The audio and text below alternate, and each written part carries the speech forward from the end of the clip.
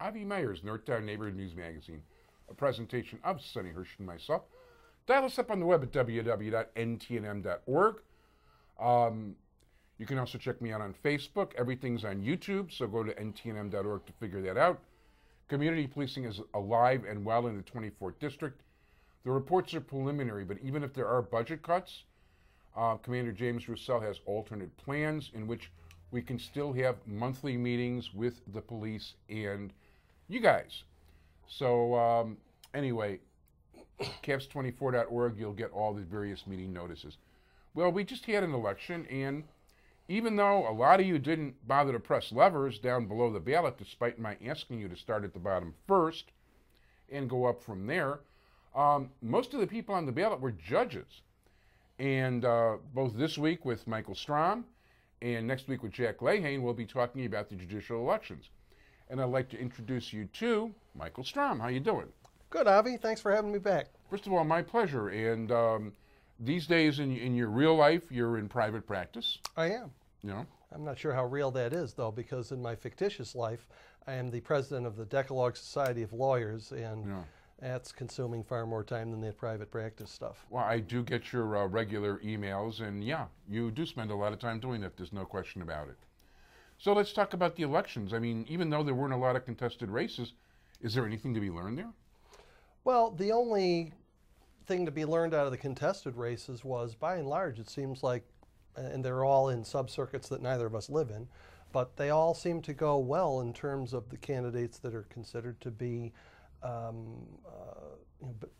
superior rated by the bar associations and qualifications, especially our beloved past president at Decalogue Society, Andy Schleifer. Well, I didn't know she was a past president, but we had her on the sure. show. And yes, she had good ratings across the board, and her opponent had 9 out of 10 negative ratings. Indeed. That notwithstanding, Andy was, I mean, anybody who runs for office runs scared, and I understand that, but my goodness, she was sweating the ethnic composition of her district, I think, to a degree that was amazing to me. Yeah, she was really, you know, there's no question she was worried about it. What was the, do you know the final vote totals for her, how she did? Well, the percentage I have, it was 54-46, which is just fine. That's a winning percentage. It's 8 points. Yeah. It's better than Obama 4 years ago. I mean, the big controversy, and I understand, I don't know, because I don't live out in northwest suburbs. I understand that Mr. Pazanka had a great number of signs. And I know there was some concern that maybe there was some really latent Polish vote out there that would be an overwhelming tide. And every time we discussed this, I asked Andy, well, when was the last Polish guy elected out of that district, or Polish lady elected out of that district? It was like 20 years ago. And so I said, you know, the last, I think, 4 people elected from that district were female Democrats. So why are you so concerned? Well, just because they haven't elected a Polish judge out of that district in the last 20 years doesn't mean that they won't. They just haven't had a candidate. So there's a really big Polish vote, and there's no Polish candidates who've run in 20 years. One of the things I tell people every election when they say, oh, this guy's going to win because he's got the signs, I learned a long time ago from people who know a lot more about elections than I do that signs don't vote. It depends on the district. Signs almost never vote. I mean, have you ever seen a sign walking into a polling place? I was an election judge one time. If I saw it on the southwest side, it wouldn't surprise me. Well, it wouldn't be a sign, basically. I do know that when I was a poll watcher in certain places in the 50th Ward in the old days, if I went to the washroom, 20 people might vote during that time. But no signs. But so there were only 4 contested races, and one of them was the Supreme Court race between Mary Jane Tice and James Riley, although Judge Riley's an excellent judge at the circuit court level, and I certainly hope that he'll stay. Well, he's in a supervisory position. He is, and I've had the chance to avail myself of his learned assistance in an area that I don't practice in very much, which is probate law. Yeah. And he's terrific.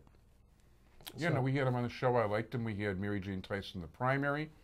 And of course, she has about as high a marks as anybody can possibly get. I believe that's true, including from my organization. So, Yeah.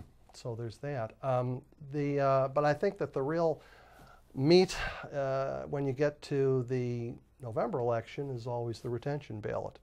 Yeah, now, one thing I want to point out, too, is that this is still Cook County, so there were a lot more Democrats voting than Republicans. I believe So that's that true. definitely, as a matter of fact, I don't know of any Republican that won just about anything. Well, you know, it's awfully difficult to be a Republican in Cook County. Every now and then they pick off an aldermanic seat. Well, it's possible, but, you know, this time around, I've got to say that Madigan and his people did such a good job of gerrymandering that, you know, even in districts that you would think might be traditional Republican or toss-up districts, they were able to just kick back a few, concentrate all the Republicans in an area where Republicans should have had a fighting chance when the demographics are 60% Democrat and 40% Republican. The Republicans don't have much of a chance. And this is the point where I look into the camera and say, that's him talking, not me, especially since I heard the words gerrymander and kickback in Avi's diatribe. I don't remember kickback. Not talking, not talking. I don't remember kickback. I remember gerrymander. We will, Ms. Reporter, would you read that back? Never mind. It wasn't. Well, actually, it wasn't in tonight. the classic sense of kickback, but Okay. it was. In any event, it wasn't me talking about So that. let's talk about the retention. Well, the last time we had the chance to talk about this 2 years ago, I was starting to get kind of crabby that, not for the reason people usually get crabby on this, which is, oh, how come we don't ever get anybody off through this process?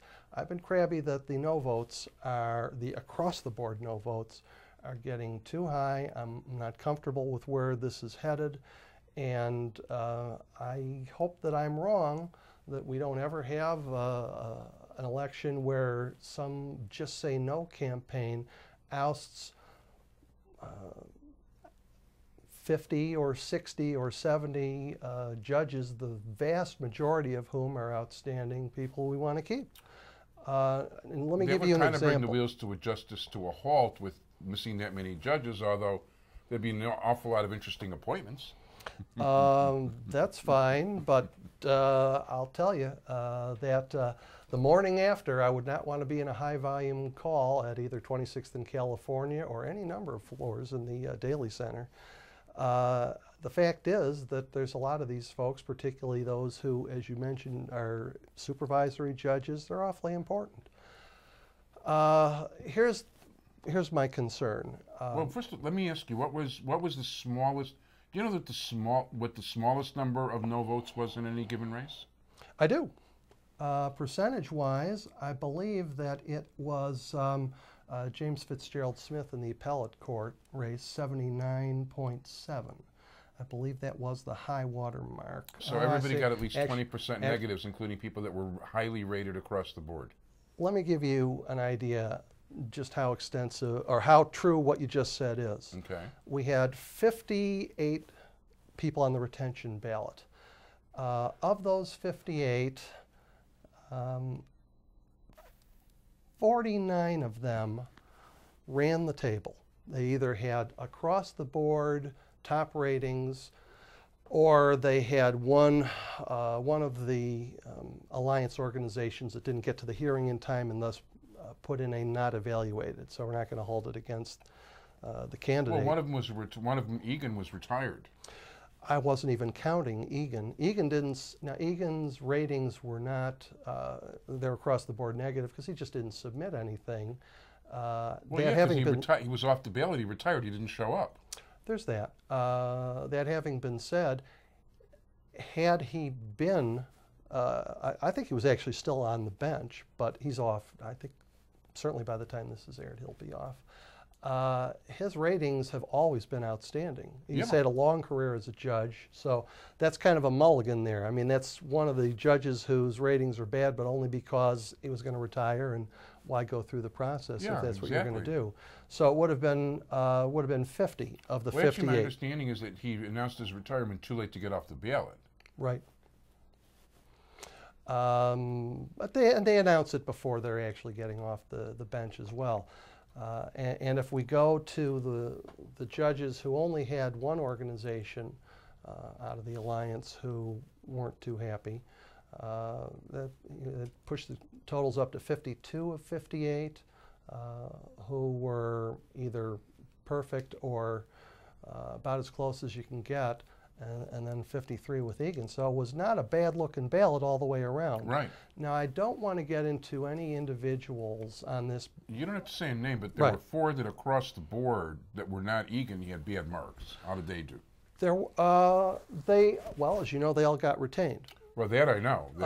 And they're all. And what generally happens when they're, well, particularly if the newspapers, by the newspapers I mean the Tribune, because sometimes is kind of sometimes as far as doing anything on the judicial races. I don't know whether they did. Well, anything they this year didn't or not. endorse at all. I mean, their policy right now is no endorsements. Period. Well, there you go. So it's the only game in town is the Tribune. Actually, I kind of wish the Tribune was the same way.